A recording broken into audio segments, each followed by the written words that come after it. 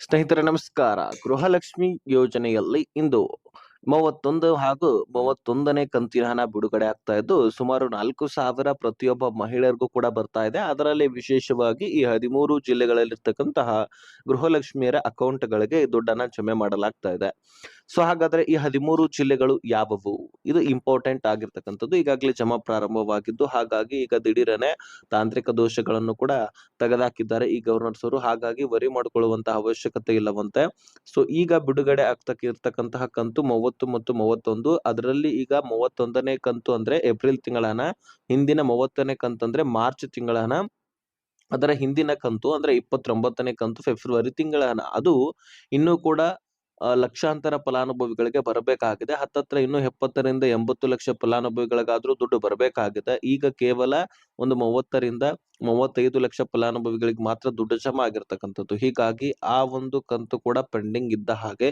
ಯಾವಾಗ ಕ್ಲಿಯರ್ ಆಗತ್ತೋ ಆವಾಗ ಮಾತ್ರ ನಾವು ಕನ್ಸಿಡರ್ ಮಾಡೋದು ಕ್ಲಿಯರ್ ಆಗಿದೆ ಅಂತ.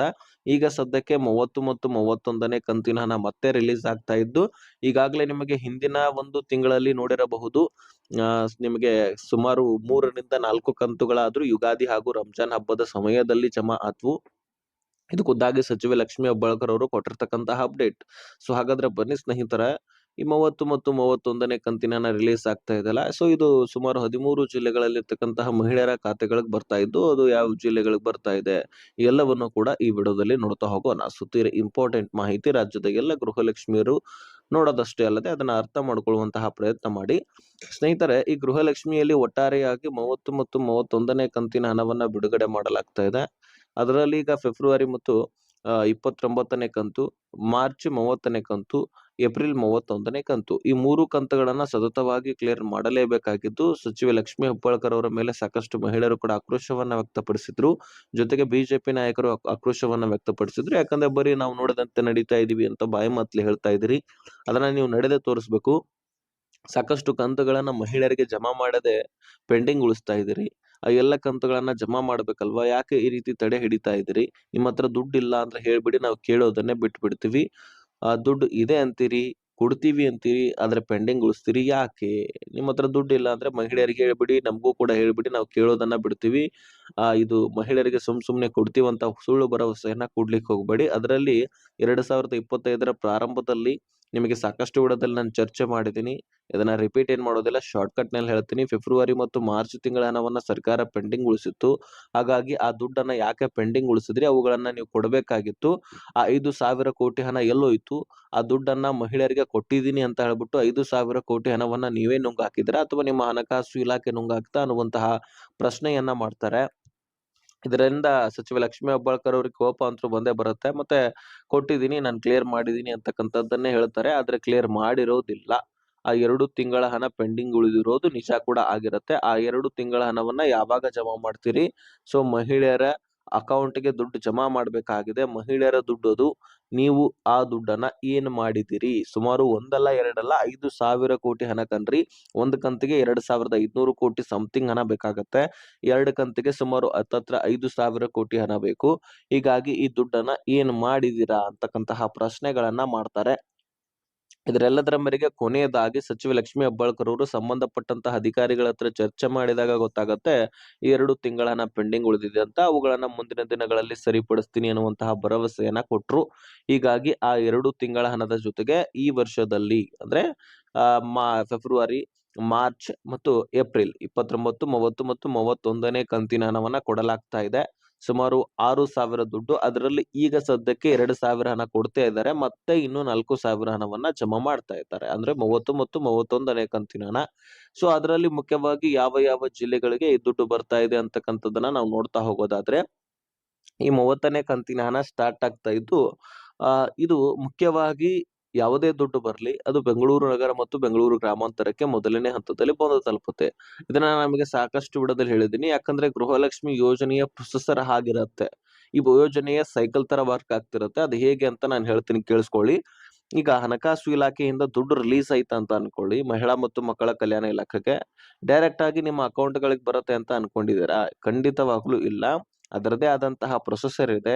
ಮೊದಲು ಹಣಕಾಸು ಇಲಾಖೆದಿಂದ ದುಡ್ಡು ರಿಲೀಸ್ ಆಯ್ತಪ್ಪ ಅಂದ್ರೆ ಅಲ್ಲಿಂದ ಸುಮಾರು 35 ತಾಲೂಕು ಗ್ರಾಮ ಪಂಚಾಯಿತಿಗಳಿಗೆ ದುಡ್ಡನ್ನ ಕಳುಹಿಸಲಾಗತ್ತೆ. ಆ ತಾಲೂಕು ಗ್ರಾಮ ಪಂಚಾಯಿತಿಗಳು ಈ ಬೆಂಗಳೂರು ನಗರ ಮತ್ತು ಬೆಂಗಳೂರು ಗ್ರಾಮಾಂತರ ಸುತ್ತಮುತ್ತ ಇರತಕ್ಕಂತಹ ಗ್ರಾಮ ಪಂಚಾಯಿತಿಗಳು. ಸೊ ಅಲ್ಲಿ ದುಡ್ಡು ಕಳಿಸಿದ ತಕ್ಷಣ ಅದರದೇ ಆದಂತಹ ಎಲ್ಲ ಪ್ರೊಸೆಸರ್ ಅನ್ನ ಮುಗಿಸ್ಕೊಂಡು ಮತ್ತು ಮಹಿಳಾ ಮತ್ತು ಮಕ್ಕಳ ಕಲ್ಯಾಣ ಇಲಾಖೆಗೆ ಕಳುಹಿಸಲಾಗತ್ತೆ.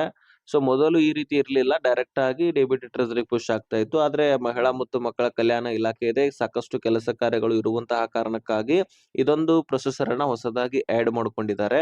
ಹಾಗಾಗಿ ಅಲ್ಲಿರ್ತಕ್ಕಂತಹ ಅಲ್ಪ ಸ್ವಲ್ಪ ಪ್ರೊಸೆಸರ್ ಅನ್ನ ಮುಗಿಸ್ಕೊಳ್ಳುತ್ತೆ ಮಹಿಳಾ ಮತ್ತು ಮಕ್ಕಳ ಕಲ್ಯಾಣ ಇಲಾಖೆ.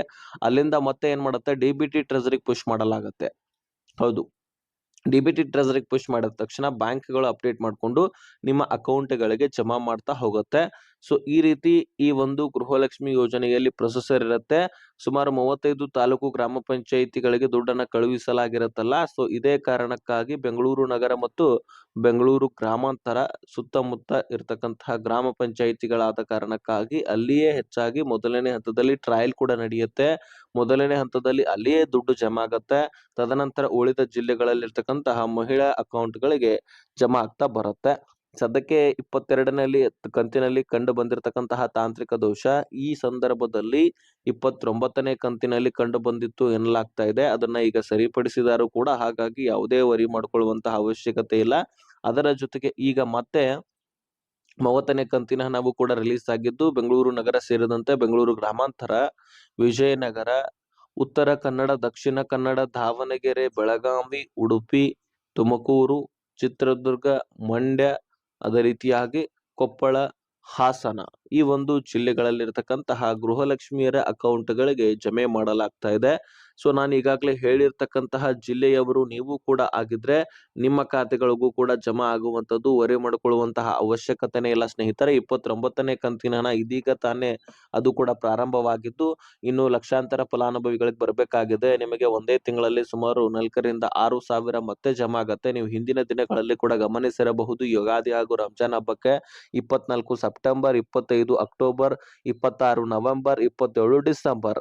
ಅದರ ಜೊತೆಗೆ ಈ ವರ್ಷದ ಪ್ರಾರಂಭಿಕ ಕಂತು 28ನೇ ಕಂತು ಅಂದ್ರೆ ಜನವರಿ ತಿಂಗಳ ಹಣವು ಕೂಡ ಸುಮಾರು 4ರಿಂದ 5 ಕಂತುಗಳನ್ನ ಒಂದು 2 ತಿಂಗಳಲ್ಲಿ ಜಮಾ ಮಾಡಿ ಕ್ಲಿಯರ್ ಮಾಡಲಾಗಿತ್ತು. ಯಾಕಂದ್ರೆ ಸರ್ಕಾರದ ಮೇಲೆ ಪ್ರೆಷರ್ ಇತ್ತಲ್ವಾ. ಹೋದ ವರ್ಷದಲ್ಲಿ 2 ತಿಂಗಳನ್ನ ಪೆಂಡಿಂಗ್ ಉಳಿಸಿತ್ತು ಅಂತ ನಾನು ಹೇಳಿದ್ದೆ.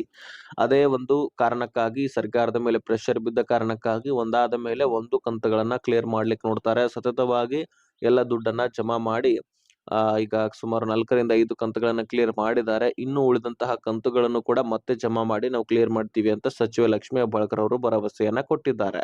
ಸೊ ಹೀಗಾಗಿ ಸ್ನೇಹಿತರೆ ಒಂದಾದ ಮೇಲೆ ಒಂದು ಕಂತುಗಳು ನಿಮ್ಮ ಅಕೌಂಟ್ಗಳಿಗೆ ಬರಲಿದೆ. ಯಾರು ಕೂಡ ತಲೆ ಕೆಡಿಸ್ಕೊಳ್ಬೇಡಿ. ಈಗ ಸದ್ಯಕ್ಕೆ ನಿಮ್ಮ ಅಕೌಂಟ್ಗಳಿಗೆ ಜಮಾ ಪ್ರಾರಂಭವಾಗಿದ್ದು ಕೆಲವೊಂದಿಷ್ಟು ದಿನಗಳ ಕಾಲಾವಕಾಶ ಮಾತ್ರ ತೆಗೆದುಕೊಳ್ಳಬಹುದು. ನಿಮಗೆ ಇವತ್ತೇ ಬರ್ಬೇಕಂದ್ರೆ ಇವತ್ತೇ ಬರೋದಿಲ್ಲ, ಒಂದ್ ಸ್ವಲ್ಪ ತಡಿಬೇಕಾಗತ್ತೆ. ಆದಷ್ಟು ಈ ವಿಷಯವನ್ನ ಎಲ್ಲ ಗೃಹಲಕ್ಷ್ಮಿಯರಿಗೆ ಶೇರ್ ಮಾಡಿ, ಹಾಗೆ ಸಬ್ಸ್ಕ್ರೈಬ್ ಮಾಡ್ಕೊಳ್ಳಿ.